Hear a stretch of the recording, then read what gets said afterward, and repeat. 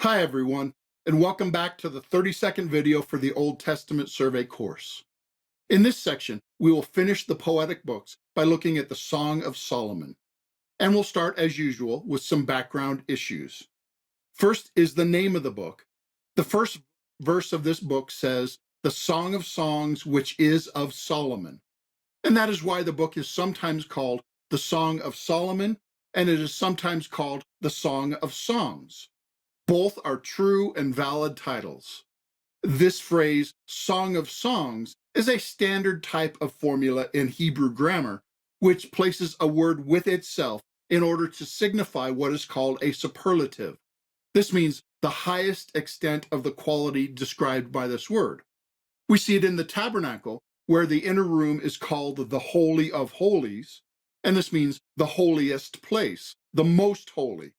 And we saw it in Ecclesiastes, where Kohelet said, vanity of vanities, which means complete vanity, completely meaningless, the most meaningless. And King of Kings means not just the king who rules over other kings, but the epitome of kingship.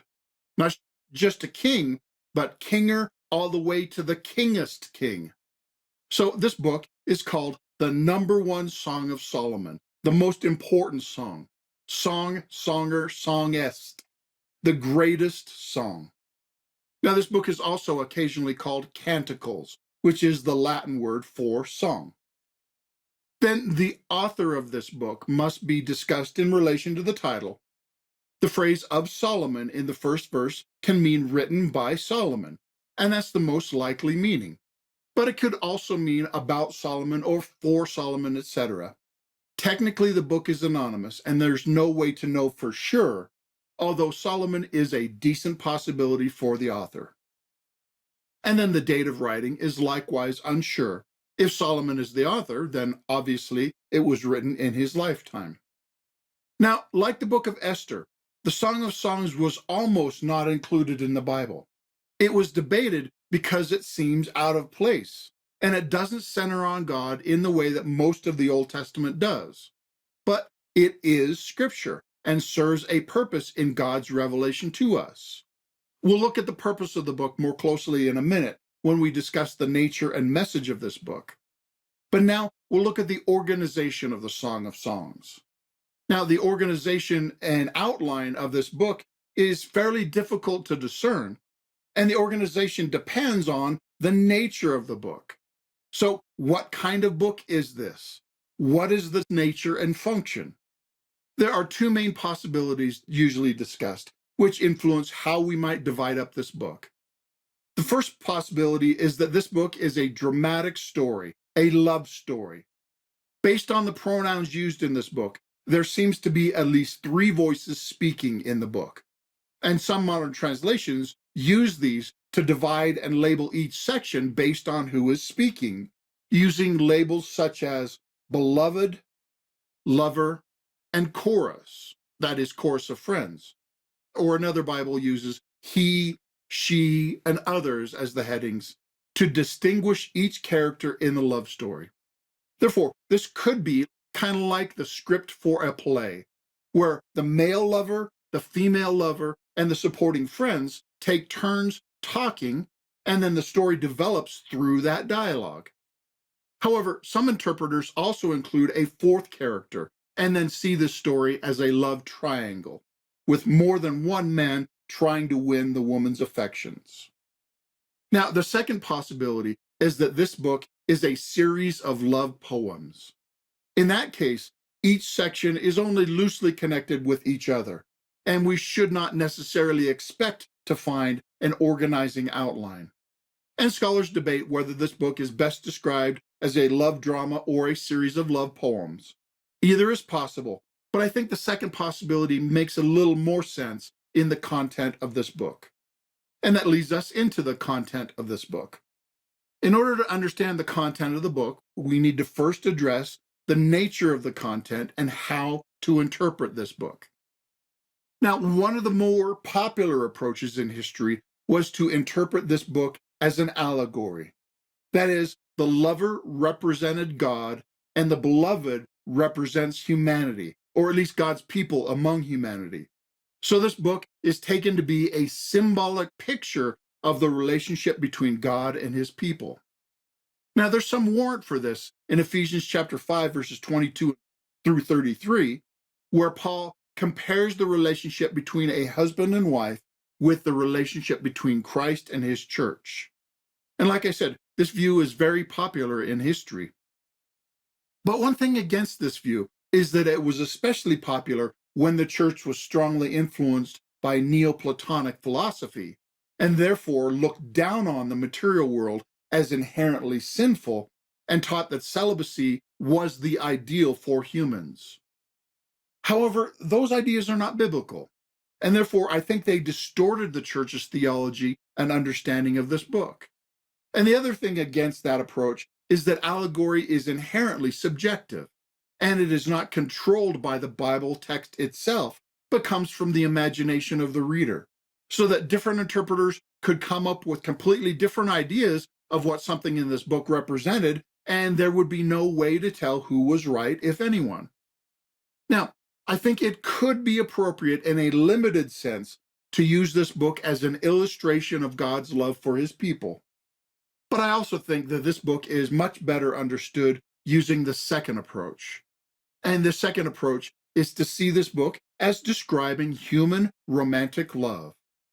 This approach recognizes in this book many descriptions of longing, desire, and delight in a person of the opposite sex, and the appropriate expressions of those experiences and emotions. It encompasses both the subjective emotion and delight within the person, and also the outward expressions of that delight where the other person is told that they are desirable, and even the appropriate acknowledgments by others that these two have found each other in this way. Now, this is a legitimate and important part of life, and when we experience it according to God's rules and purposes, it is a very blessed thing. This is part of who we were created to be. So a Christian should not avoid or be ashamed of godly romance and sex. Rather, we should celebrate it and redeem it from our society's twisted understanding and practice. Of course, we should avoid ungodly romance and sex and demonstrate to the world a correct, balanced, biblical view of these things. We all know that our culture has a very unhealthy view of sex, but too often the church has responded either by pretending sex doesn't exist, putting our head in the sand, or by saying that sex is dirty and cheap and so disgusting that it should only be given to someone you truly love. So the church needs to get back to a biblical view of romance and sex, which is far superior to and more satisfying than our sinful culture's view. And the Song of Solomon is part of the biblical teaching on this subject. Now, love is more than romance and emotion. Are you going to love and take care of her when she is old and ill and no longer as pretty as she once was? Love needs to be deeper than just sex and feelings, but genuine romance is an important part of love. And romance is more than just sex. Of course, sex is part of God's good creation. It was his idea. But sex is more than physical and emotional. It's more than just friction, not just body parts rubbing together. It is much more than an impersonal thrill ride for selfish gratification. So when our culture glorifies sex and romance outside of God's guidelines, it actually cheapens and destroys sex, because sex and romance are spiritual, and they only find full meaning with the fear of the Lord. Study after study has proven that the most sexually and romantically satisfied people are not the players and sluts, but the people in the long-term faithful covenant relationship of marriage. Who would have thought that God's way was best? Because sex is more than just joining of bodies. It is a joining of souls. Romance and joyfully living together outside of the bedroom are indispensable to experience this joyful connection. And if you try to only rub body parts with a soul that you're not joined with in a covenant relationship, you will destroy your soul and theirs. Paul warned against joining with a prostitute because you become one with her. So the church needs to reclaim romance and sex and proclaim that it is God's idea for our blessing. Sex is from God, but at the same time, we need to hold firm on God's moral standards because sex is not God. And we need to beware of idolatry in this area as well, especially in a culture so steeped in this kind of idolatry. Like I said, a married couple needs to have a vibrant partnership and trust outside of the bedroom as well. Now, finally, the song is brutally honest about both the joys and difficulties of romance and sex. There is a thrill in closeness and delight in the other, but there are many things that can come between and hinder romance. There are times of separation and longing. There are tempting distractions. So you have to work at romance, but romance is well worth the work. Now, let's look at some key verses from the Song of Songs. Song of Solomon 2:7 says, "Daughters of Jerusalem, I charge you by the gazelles and by the does of the field, do not arouse or awaken love until it so desires." Chapter 3, verse 5 says, "Daughters of Jerusalem, I charge you by the gazelles and by the does of the field, do not arouse or awaken love until it so desires." And chapter 8, verse 4 says, "Daughters of Jerusalem, I charge you, do not arouse or awaken love until it so desires." Now, these three passages, obviously repeated for emphasis, give one of the main ideas of this book. This is that love can be awakened and excited and put in motion from an implied dormant state, but this should not happen too soon, before the proper time. Now, it is absolutely tragic and disgusting that in our culture, children are becoming sexualized at a younger and younger age before they are mature enough to handle it. And the damage leaves lifelong scars. And for those who do this, Jesus said it would be better to have a large stone hung around your neck and thrown into the sea. Because to prey on children in this way is absolutely evil, especially if it is hidden from the parents. So parents need to protect their children from this as best they can. And it would be best if everyone would only experience this part of life according to God's standards in a caring covenant relationship of marriage. Now, these verses warn against the damage that happens if we are reckless with this gift. And that brings us to the last key verse. Chapter 8, verses 6 and 7 says, "Place me like a seal over your heart, like a seal on your arm. For love is as strong as death, its jealousy unyielding as the grave. It burns like blazing fire, like a mighty flame. Many waters cannot quench love. Rivers cannot wash it away. If one were to give all the wealth of his house for love, it would be utterly scorned." Now, this passage demonstrates that love is powerful stuff. It is very difficult to quench love because it is so powerful. People would give all their wealth for love. And that is why we should be so careful to do romantic love in the right way. Romantic love is like electricity. If done right, it can accomplish much. But if it is mishandled or used in the wrong way, it will fry you. So delight in love, but do it right. These are the main ideas of the Song of Solomon. And that brings us to the question of application for this book. How should a Christian use the Song of Songs? First, I think we need to avoid any idea that certain Bible books are more important or more inspired than others. Absolutely every word of the Bible, every Bible book is equally inspired and equally a part of the canon, equally God's word to us, and that includes the Song of Solomon. However, we should also apply each book according to the author's intention and each book's purpose. In other words, we should apply each book to the context for which it was intended. And it's likely that we will be in situations that are addressed by the book of Romans more than we are in situations addressed by the Song of Songs. So they are equally inspired, but not necessarily equally applicable. Therefore, if we are wise, we might use the Song of Songs as the text for a marriage retreat, or you could use it in private with your spouse. And at the same time, we probably should not study the Song of Solomon in the 4th grade boys' Sunday school class. It would be a bit too inspirational. So apply the teaching of this book in the proper context for which it was intended, and don't awaken love before it is appropriate. That's a brief overview of the contents of this book. Now, let's look at the theme of the Song of Songs.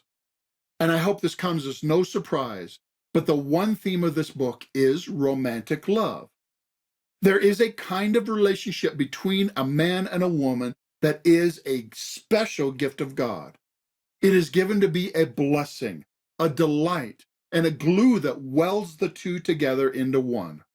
We should celebrate and promote the proper kind of romance as God's intention for marriage relationships. And I encourage you to pursue this part of life in the right way at the right time, because we need godly Christian men and women to step up and practice godly romance so that there will be godly Christian marriages and so that you will have and raise godly Christian kids. Our culture needs the church to produce more godly Christian kids than other people produce ungodly kids for the sake of future generations. So be fruitful and multiply. And if you need help how to do it, the best advice I can give is to find a godly couple in your local church who have been happily married for decades and ask them to train and mentor you. Now, let's review. First, we'll review the two best possibilities for the nature of this book. It is most likely either a dramatic love story or a series of love poems.